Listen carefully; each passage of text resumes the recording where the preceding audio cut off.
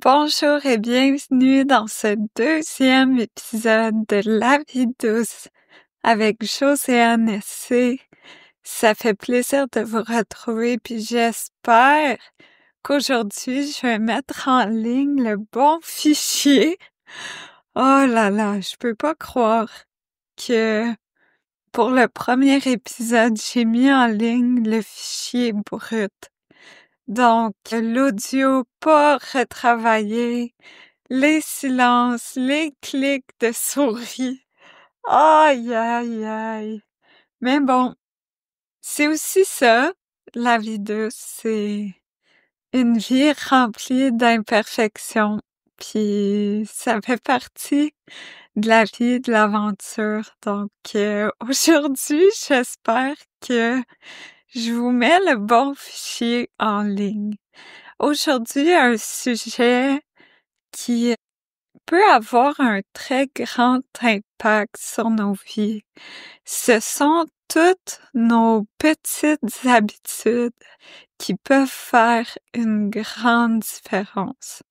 Donc, je veux vous partager en toute simplicité qu'est-ce qui m'aide, qu'est-ce qui m'a aidé et qui continue de m'aider à aller mieux jour après jour. Vous allez voir, ce sont des trucs très simples. Si vous me suivez sur YouTube, je viens de faire une vidéo sur le sujet. Si vous êtes abonné à mon infolette, on en a parlé aussi, mais un petit peu plus orienté par rapport à l'hiver. Puis pourquoi j'ai envie d'en parler ici aussi, c'est pour aller peut-être un petit peu plus loin, pour que le message soit diffusé partout parce que vraiment, on peut faire des changements simples qui peuvent, encore une fois, faire une énorme différence. Donc, j'espère que ça va vous encourager à essayer peut-être un de mes trucs, peut-être plusieurs, mais à essayer de mettre ça en place. On commence avec probablement un truc dont vous avez entendu parler plein de fois, peut-être même par moi, parce que ça fait longtemps que j'en parle, c'est l'importance du sommeil, l'importance de bien dormir. Ah, franchement, on peut pas fonctionner en douceur en étant fatigué. C'est pas possible. Puis là, peut-être qu'il y en a ici qui sont nouvellement parents, qui ont un bébé à la maison, puis là, c'est une saison de la vie où, ben malheureusement, notre sommeil en paie le prix. Mais quel cadeau de la vie d'avoir un enfant. Donc peut-être pour la portion sommeil, c'est pas le temps pour vous d'écouter mes conseils, mais sinon, il y a pas de raison de négliger son sommeil. Il y en a pas. Moi, je le vois tout de suite. Si j'ai mal dormi, si je me suis couchée trop tard, puis que je suis fatiguée, je suis irritable, je suis beaucoup moins patiente, c'est moins doux, moins fluide avec Clara. J'ai beaucoup plus de frustration en travaillant par rapport à tous mes handicaps aussi. Ça va m'affecter beaucoup plus quand je suis fatiguée. Donc moi, c'est une des grandes priorités de faire attention à mon sommeil, de me coucher tôt, de faire les petits gestes qui vont m'aider à bien dormir, puis de pas faire de compromis là-dessus. C'est trop important. Je vous encourage fortement à vous coucher tôt. Je sais pas pourquoi, parfois c'est comme si on a de la résistance à se coucher tôt. Je sais pas si c'est une peur de passer à côté de quelque chose ou une impression, en fait, de manquer une partie de notre journée. Mais vraiment, se coucher tôt, c'est un ingrédient clé pour passer une bonne journée le lendemain. Moi, je me couche entre 8h30 et 9h30. C'est tôt, mais ça me permet justement de bien faire ma routine du soir. Moi, ma routine, elle est très simple. Il y a pas d'écran, aucun. Je regarde mon feu. En ce moment, c'est l'hiver, je regarde mon poêle à bois. Je prie. Je suis en contemplation. Je suis présente. Après, je vais me préparer pour le dodo. Je mets mes crèmes. Je masse mon visage. Et voilà. Je me couche. Puis si je suis pas tout à fait prête à m'endormir, ben je vais prier jusqu'à ce que je m'endorme. À tous les soirs, je m'endors paisiblement, facilement et suffisamment tôt pour avoir au moins 8 heures de sommeil. Souvent 9, mais minimum 8 heures. Donc, c'est une habitude à prendre, en fait, le soir de pas, moi, c'est ce que j'ai appris à faire puis que je continue d'apprendre à faire, de pas me dire au courant de la journée, ah ben ça, je vais le faire ce soir. Je vais le faire ce soir quand Clara est couchée. Parce que c'est là où je tombe dans le piège. Puis là, je me retrouve le soir, peut-être devant mon ordinateur, peut-être à, je sais pas, terminer quelque chose que j'ai pas eu le temps de faire pendant la journée, pis ça, ben, ça bousille complètement ma routine du soir. Souvent, c'est dans ces moments-là, en fait, où c'est vraiment facile de me coucher trop tard, d'aller sur un écran, puis là, ça devient beaucoup plus compliqué de m'endormir. Donc maintenant, je suis très disciplinée la plupart du temps. On s'entend, je suis humaine, je suis pas parfaite, mais la plupart du temps, je suis très disciplinée. Puis en fait, un truc que j'ai oublié dans ma routine du soir, c'est souvent le moment, du moins pendant l'hiver, où je vais marcher. Comme je peux pas marcher à l'extérieur parce que mon équipement est pas adapté, ben, j'ai un petit tapis roulant dans la maison. Fait que le soir, dès que Clara va au lit, moi, je vais sur mon tapis roulant, je marche une vingtaine de minutes, puis ensuite, voilà, feu de foyer, prière, contemplation, petite crème au lit, prière, dodo. Merci, bonsoir, on se voit demain matin. Puis ça me permet le lendemain matin de me réveiller naturellement, sans cadran, autour de 6h30, puis de me sentir en forme. Et là, ben, j'ai tout ce qu'il faut pour entamer la journée du bon pied, avoir de l'énergie, puis ma patience habituelle, ma bonne humeur habituelle. J'en ai parlé un petit peu. Mon autre truc, c'est vraiment les écrans. Je vous invite à couper les écrans absolument en soirée. Avoir cette discipline-là que passer 19h, 19h30, 20h, il n'y a plus d'écran. pas de télé, pas d'ordi, pas de tablette, pas de téléphone, pas de réseaux sociaux, pas de films, pas de séries. Puis là, je sais que pour beaucoup, c'est peut-être même impensable en ce moment. Puis vous savez, j'ai été comme ça pendant longtemps. Une fois que Clara dormait, ben c'était mon moment pour regarder une série, un film. Le problème avec ça, c'est premièrement, la lumière de nos écrans perturbe complètement le rythme naturel de notre corps. Donc, notre facilité à s'endormir et à rester endormi.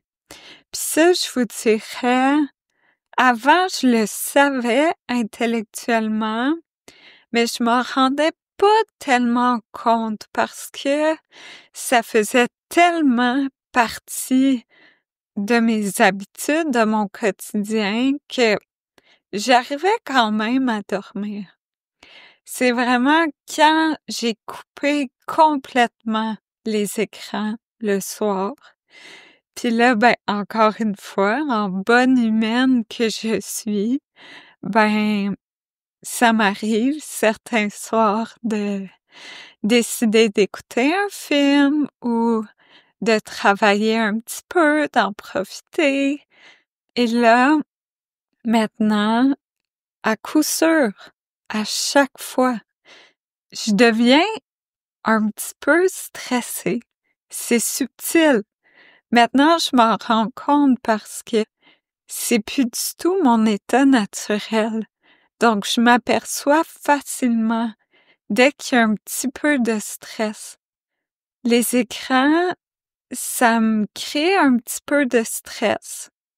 Ça fait en sorte que je prends beaucoup plus de temps à m'endormir et presque à chaque fois, je me réveille en plein milieu de la nuit. Alors que si je suis pas sur aucun écran, je dors jusqu'au lendemain matin. Les écrans, c'est un sacré paradoxe parce que, ben, surtout moi, je veux dire, c'est mon outil de travail. Je suis sur l'ordinateur pour à peu près toutes les facettes de mon travail. Le contenu que je vous partage vous incite aussi à être sur vos écrans. Mais je sais pas vous, mais moi, je suis tellement nostalgique de mon enfance, mon adolescence, parce qu'il y avait pas d'écran. Je parlais l'autre fois avec une amie de comment je m'ennuyais des clubs vidéo. Comment c'était le fun!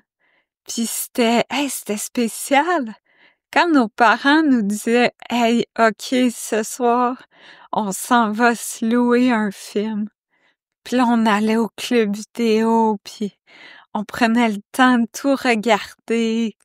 Puis, je sais pas, il y avait quelque chose de spécial. Puis on revenait, puis hey, quelle célébration, quel moment spécial d'écouter notre cassette. Puis des fois, tu sais, ben pas des fois, à chaque fois, c'était spécial, fait qu'on avait le droit à du popcorn ou une collation spéciale, puis ben maintenant, on a perdu un peu ce côté exceptionnel-là, tu sais, on a des millions de films au bout de nos doigts. C'est rendu même déplaisant trouver un film parce que là, faut aller voir sur différentes plateformes, comparer. Il y a trop d'options. C'est comme un enfant, si il y a trop de jouets, au final, il y a de la difficulté à choisir, il y a de la difficulté à jouer.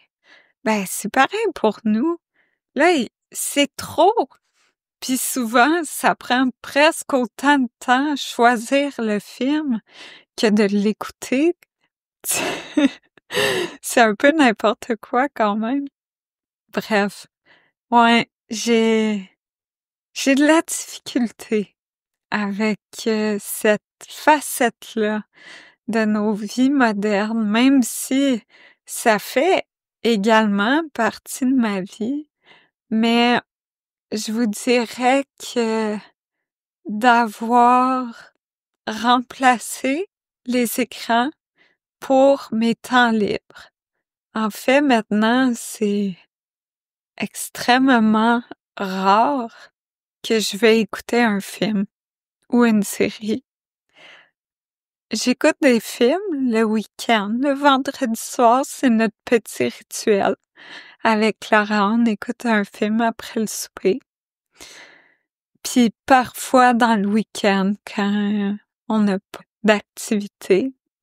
Mais sinon, il y a rien, il y a pas d'autre. Il y a pas d'autres films, il y a pas d'autres moments où je consomme du divertissement en ligne dans ma semaine. Puis ça, hey, écoutez, ça m'a pris du temps, là. C'est une grosse addiction. Puis ça demande du temps à s'en défaire. Puis, ben en fait, on dirait qu'avant de le vivre, je voyais pas nécessairement l'impact que ça avait sur ma vie. Tu sais, je me disais, bah là, écouter un film, des séries, qu'est-ce que ça fait, tu sais? Puis c'est maintenant que ça fait plus partie de ma vie, puis que j'observe comment je suis beaucoup plus présente dans ma vie, dans mon quotidien. Je dors beaucoup mieux. C'est plus un obstacle à mon sommeil. Parce que souvent, quand on écoute des choses le soir, ben, veut pas. C'est facile de se dire, ah, un dernier épisode. Ou de commencer le film un petit peu trop tard, puis on se dit, bah, c'est pas trop grave. Ben là, il y a plus ça.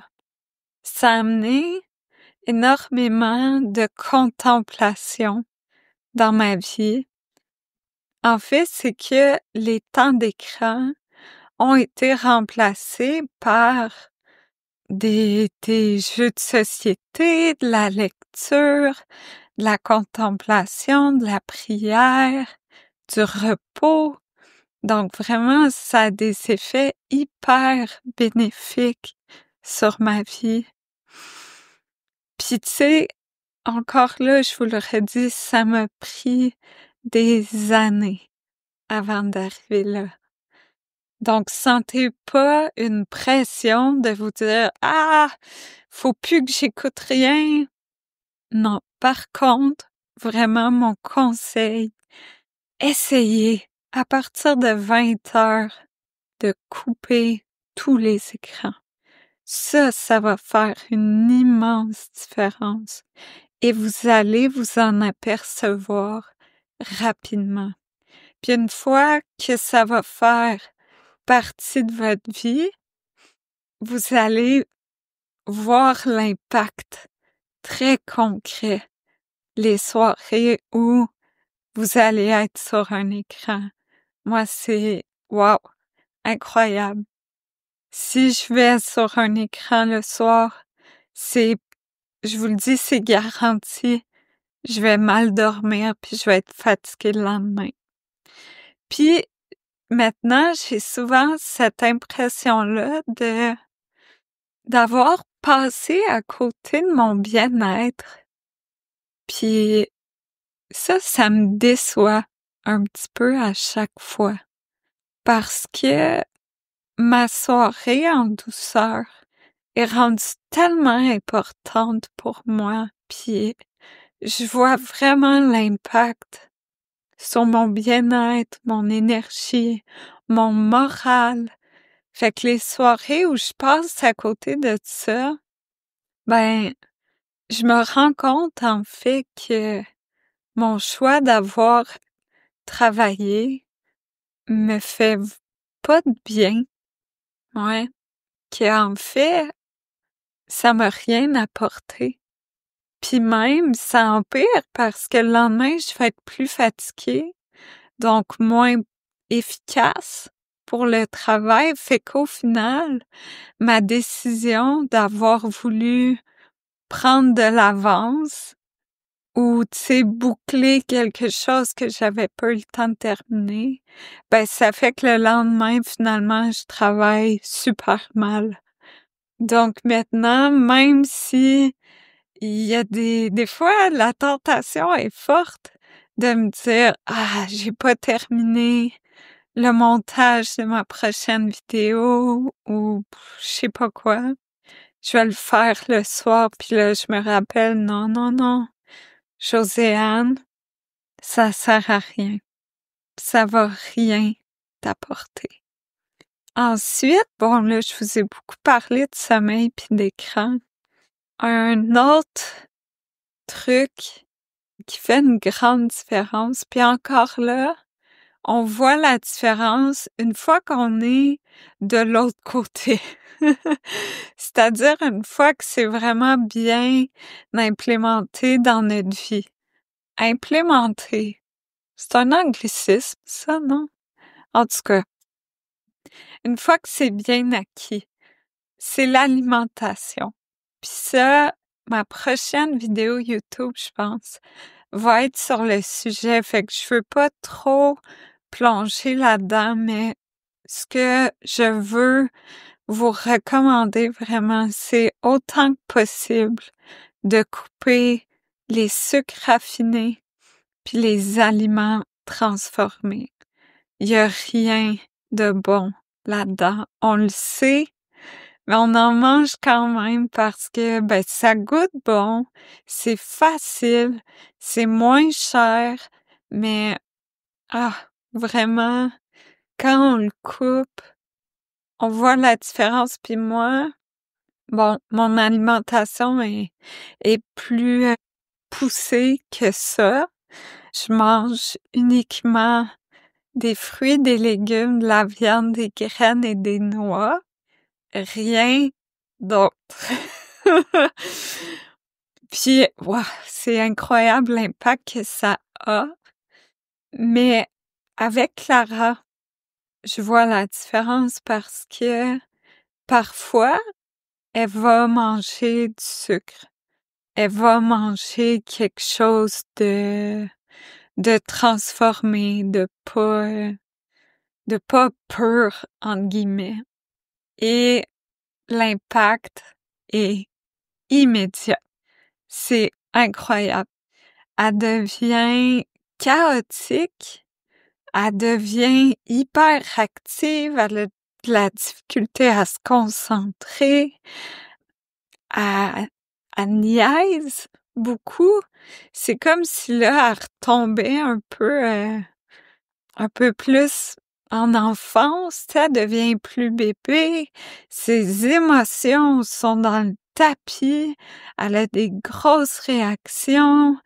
C'est fou!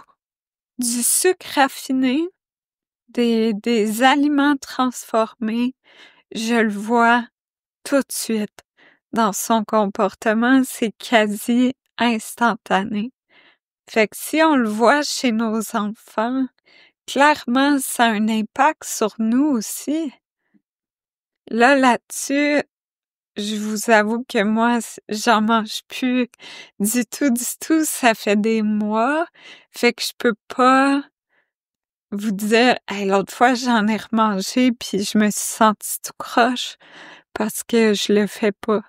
En fait, c'est que je me sens tellement bien au quotidien avec mon alimentation que j'ai pas du tout envie de tricher. Puis avec le temps, là, ça fait quand même 6 mois que je mange comme ça. J'ai perdu le goût, ça me fait pas du tout envie. Mais bref, si vous êtes capable de diminuer les sucres raffinés, les aliments transformés, vous allez vous sentir mieux au quotidien, c'est garanti. Ensuite, d'aller à l'extérieur. Bon, peut-être que pour la plupart des gens, c'est comme tout à fait normal. pour moi qui est handicapé puis qui est un petit peu pris dans la maison en hiver, ben non, faut vraiment que je me botte les fesses pour sortir. J'avoue que quand il y a pas de soleil, j'y vais pas tout le temps. Par contre, dès qu'il y a du soleil, c'est sûr, c'est automatique, je vais sortir une vingtaine, trentaine de minutes pour prendre de la bonne vitamine D, prendre de l'air pur, de l'air frais. Donc peut-être, je sais pas, peut-être que vous travaillez de la maison, puis dans ces moments-là, ben ça arrive qu'on n'ait pas de raison de sortir, fait que c'est un petit peu plus compliqué. Mais je vois vraiment la différence sur mon moral, mon énergie. Au niveau du soleil, c'est tellement bon pour le corps de d'absorber les rayons du soleil sans barrière. Donc, sans crème solaire, sans protection. Mais ça, il faut le faire de manière très intelligente. Si le soleil est fort, ben, faut s'exposer tôt le matin ou vraiment en fin de journée, en soirée. Bon, là, l'hiver au Québec, c'est pas trop stressant, mais sinon, le reste de l'année, puis même quand j'habitais au Costa Rica, c'était très rare que je mettais de la crème solaire parce que je m'exposais intelligemment, on va dire. En fait, quand c'était possible, bien sûr, des fois, on n'a pas le choix d'aller au soleil à midi. Mais quand c'était possible, je m'exposais le matin, en fin de journée, puis sinon, ben, chapeau, casquette, manches longues. Bref, le soleil, l'air frais, et que c'est important pour notre bien-être en général, puis notre morale aussi. Ensuite, l'exercice. Bouger à tous les jours. Ah, c'est tellement important, puis franchement, c'est un tel privilège. Vous le savez peut-être pas, mais j'ai passé plusieurs mois en fauteuil roulant parce que la maladie avait évolué dans cette direction-là.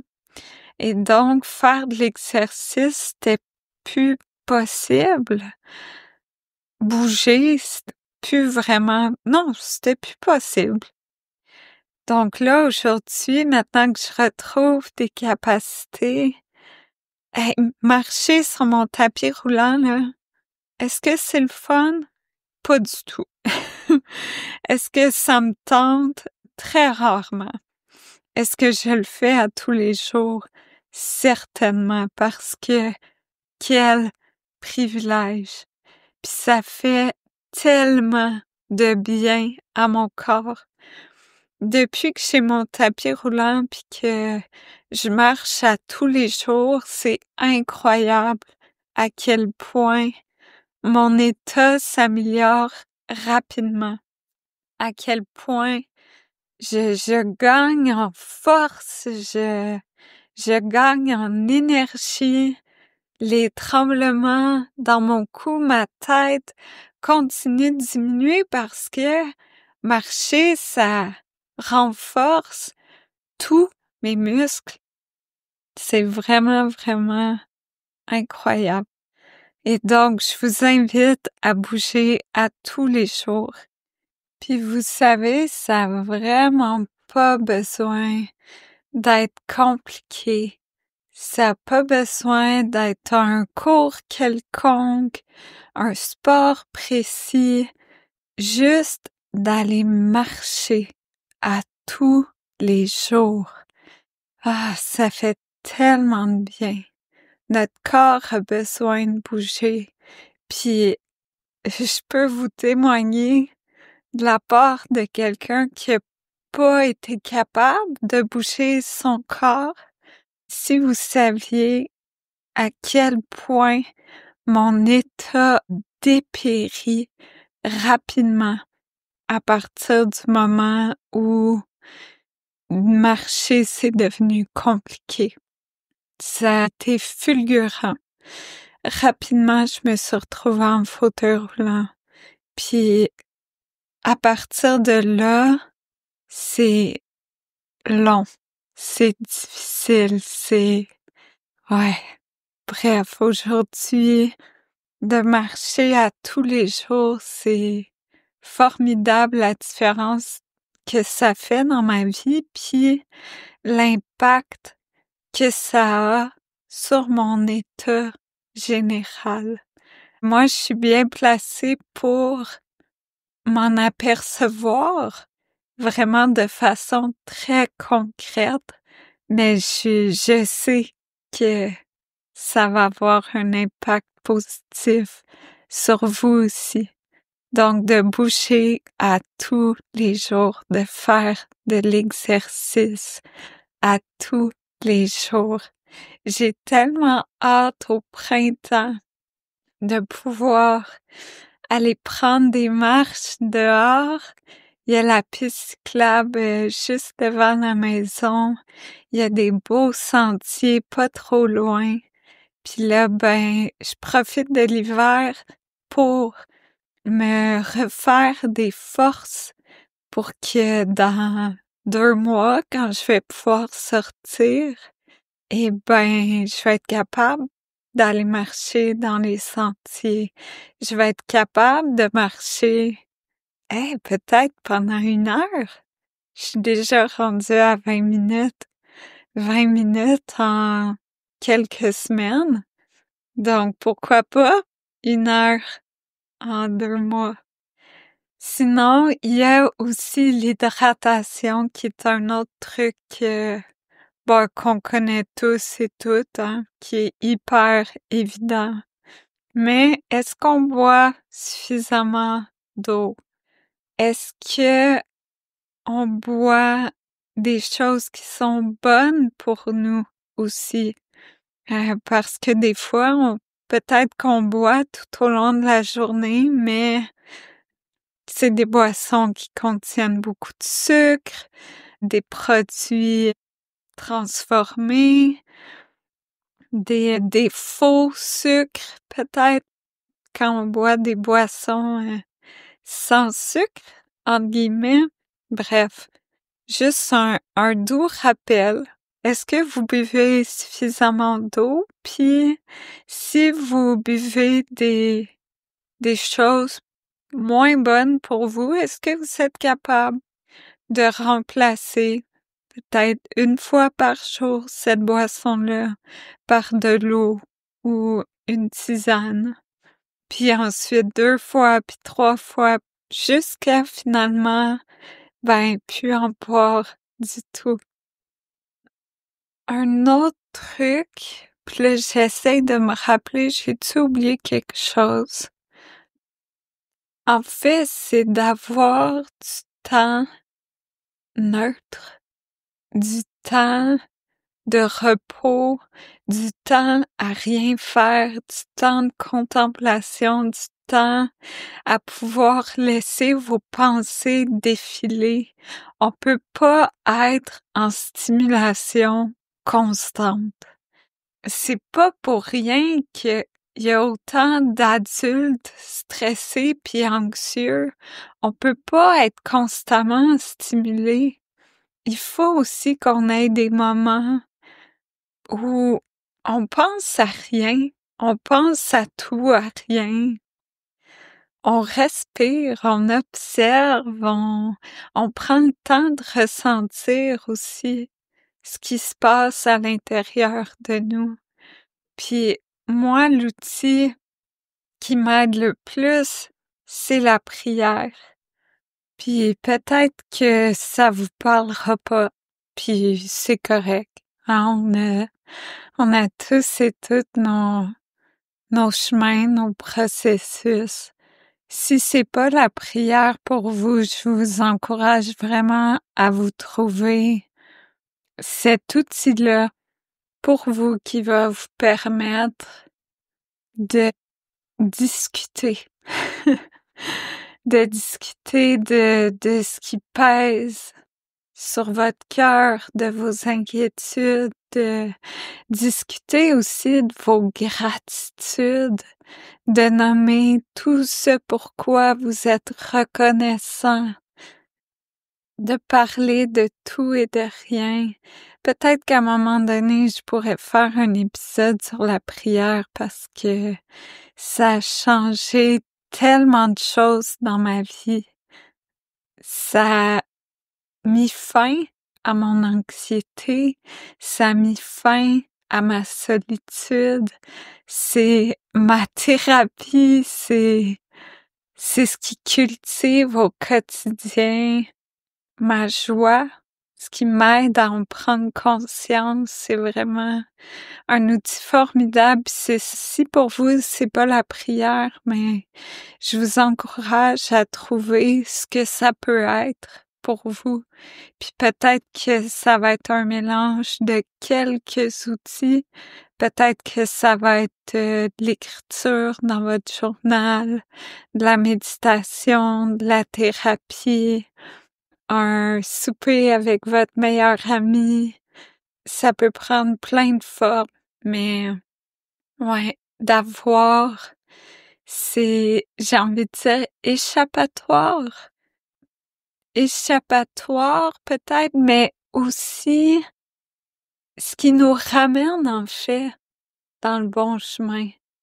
Quand on se perd, ben qui nous aide à en prendre conscience, puis ok, c'est pas grave, on se retrousse les manches, puis on reprend notre chemin. Ça combiné avec de la contemplation, des moments à rien faire, ça fait tellement de bien. Apprenez à rien faire, c'est bizarre au début, mais après, je vous le dis, on ne s'en passerait plus. Pour moi, je le lie à la prière, mais je pense qu'on peut cultiver ça de plein de façons différentes. C'est le discernement, la clairvoyance, apprendre à vraiment bien se connaître, à être clair sur qui on est, ce qui nous fait du bien, ce qui nous fait pas du bien, pour revenir dans nos bonnes habitudes plus facilement, plus rapidement. Aujourd'hui, c'est quand même impressionnant pour moi à quel point c'est rapide comparativement à ma vie d'avant, où peut-être que je pouvais me perdre pendant des mois et des mois dans une mauvaise habitude, dans le stress, dans l'anxiété, sans être capable de mettre le doigt sur ce qui va pas. Aujourd'hui, c'est quasiment instantané. Je sens un petit poids, un petit stress, une tristesse, puis tout de suite, j'entends prière, puis je demande à comprendre. Seigneur, explique-moi qu'est-ce qui pèse sur mon cœur, qu'est-ce qui me rend dans cet état-là. Montre-le-moi, je veux comprendre, puis après je veux comprendre comment m'en sortir. Puis c'est rapide. C'est maximum 48 heures. La plupart du temps, c'est instantané. Je vais vous donner un exemple concret. Il y a pas si longtemps, il y a un soir, soudainement, là, j'étais comme vraiment triste, vraiment découragée. Puis je comprenais pas trop pourquoi. Puis ça partait pas. J'ai été comme ça pendant peut-être 1 heure. Puis finalement, je me suis mis à prier là-dessus, puis tout de suite, le Seigneur m'a montré ce qui se passait en moi. Puis c'est parce que cette soirée-là, j'avais fait du montage vidéo. Je vous le confirme, j'ai mal dormi. Cette soirée-là, j'avais fait du montage vidéo, puis dans la vidéo, il y avait des images d'il y a 2 ans et demi. Puis, vous savez, moi, vous le savez peut-être pas, mais je suis malvoyante, puis avec mes problèmes de vue, je me vois pas. C'est vraiment spécial, mais je vois pas clairement mes traits. Je vois pas clairement de quoi j'ai l'air. Puis, dans le montage de la vidéo, à un moment donné, il y a eu 2 clips côte à côte. Moi, il y a 2 ans et demi, avec mes beaux cheveux longs, puis encore quand même très, très, très en forme comparativement à aujourd'hui. Puis le clip d'après, c'était moi maintenant, avec mes petits cheveux qui repoussent un peu n'importe comment, puis super terne. Puis là, je voyais ça sur mon gros écran d'ordinateur. Tu sais, ça fait longtemps que j'avais pas fait du montage vidéo puis que je m'étais pas vue en gros comme ça. Puis le choc! Le choc que j'ai eu.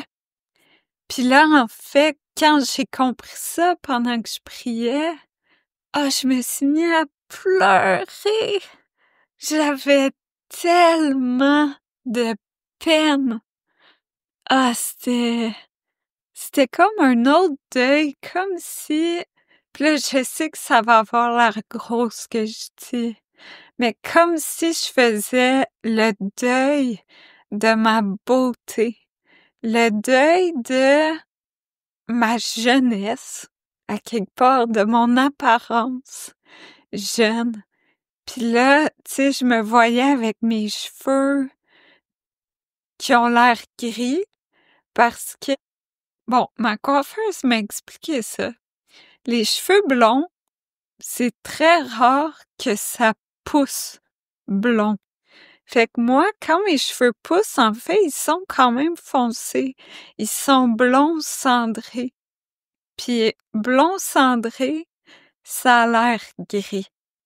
En tout cas, c'est terne, c'est brrr. Puis bon, c'est que je m'en allais avec ça. Bref, je me trouvais terne avec mes cheveux qui ont l'air gris, puis je trouvais que j'avais pris un coup de vieux. Puis en même temps, c'est normal, tu sais, regarder à travers quoi je suis passée.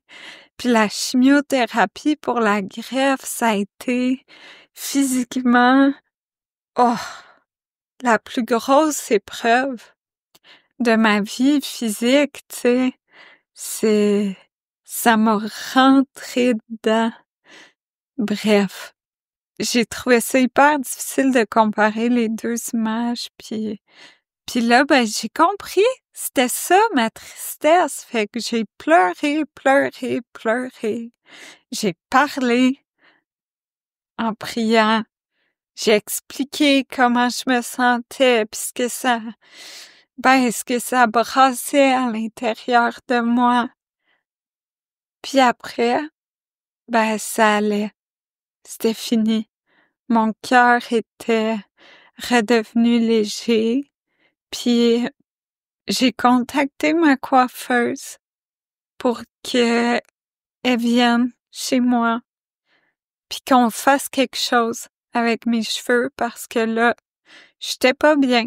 Je me sentais pas bien avec mes cheveux.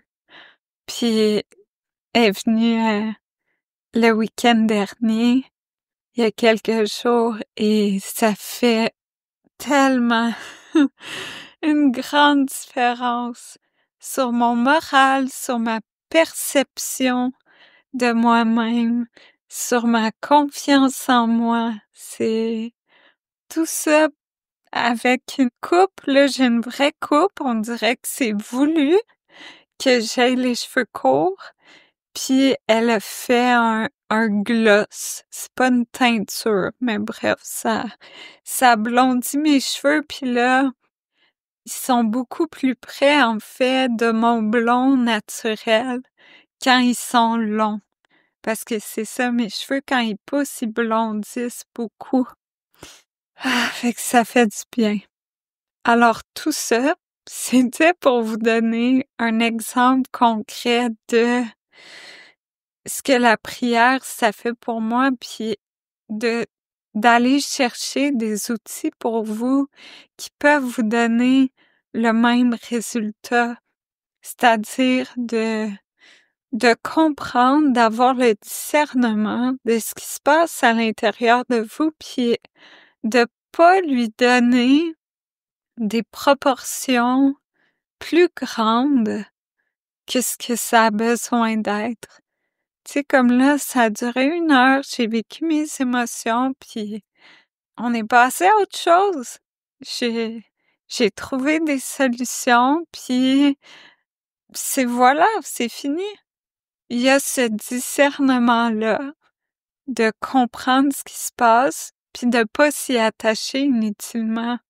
Pas besoin que je rumine ça pendant des jours et des jours, puis que ça gâche, en fait, période de ma vie qui a pas besoin d'être gâchée.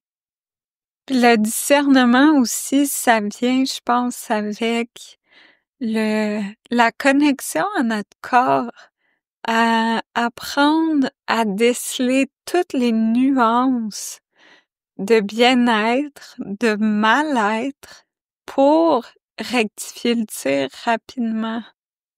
Puis ça, ben, plus on le fait, plus ça s'affine.